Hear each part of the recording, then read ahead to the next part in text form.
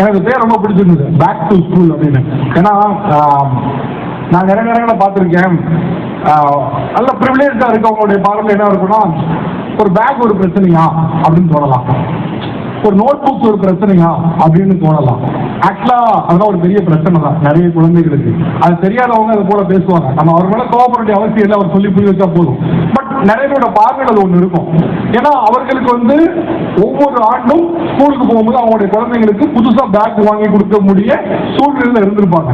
So அப்போ அவங்களுக்கு back ஒரு பிரச்சனையாக படாது. ஆனால் பேக்கே கனவாக இருக்கக்கூடிய குழந்தைகள் எவ்வளவு பேர் இருக்காங்க. எனக்கு ஒரு பேக்கே ஒரு கனவு தான் அப்படின்னு. ஆனா நிறைய குழந்தைகள் நம்ம எப்படி பார்க்கறோம்னா, ஒவ்வொரு வருடமும் ஒரு புது பேக் வேணும், புது பேக் கிடைச்சதான் வேணும், ஸ்பைடர்மேன் பேக் வேணும், பேட்மேன் பேக் வேணும் கேட்கிற குழந்தைகள் இருப்பாங்க. அவங்களுடைய அப்பா அம்மா வாங்கி கொடுக்க ஒரு ஸ்டேஜ்ல இருக்கலாம், வாங்கி கொடுக்கலாம். ஆனா என்னுடைய வாழ்க்கையிலேயே பேக் ஒரு கனவுன்னு நினைக்கிறவங்க எவ்வளவு பேர் இருப்பாங்க. அப்ப அவர்களை போல குழந்தைகளை சூஸ் பண்ணணும், அவர்களுக்கு வேற எந்த சிரமமும் வராம இருக்கணும் அப்படின்னா இது போல பேக்கோட மற்ற உதவிகளை செய்தோம் அப்படின்னா அவர்களுக்கு ஒரு பெரிய ஏஞ்சலா இருக்கும் அப்படின்னு நம்பி இது போல விஷயங்களை எடுத்து முன்னெடுக்கக்கூடிய பேக் டு மூவ்மெண்ட்டுக்கு என்னுடைய வாழ்த்துக்கள். தொடர்ந்து உங்களுடைய பணியை பண்ணுங்க.